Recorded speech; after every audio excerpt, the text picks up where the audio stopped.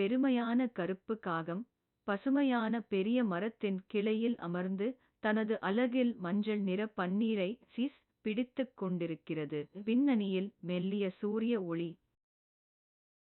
மரத்தின் கீழ் தரையில் கபடமான ஆரஞ்சு பழுப்பு நிற நரி மேலே காகத்தை நோக்கி சுருங்கிய கண்களுடன் பார்க்கிறது. நரி தனது உதடுகளை நக்கிக் கொண்டு காகத்தை புகழ்ந்து பார்ப்பது போல் நடிக்கிறது. நரி மரத்தின் கீழ் நின்று சுருங்கிய புன்னகையுடன் காகத்தை நோக்கி அழைக்கிறது. காகம் இன்னும் பன்னீரை பிடித்தபடி பெருமையாக மார்பை நிமிர்த்தி கீழே பார்க்கிறது.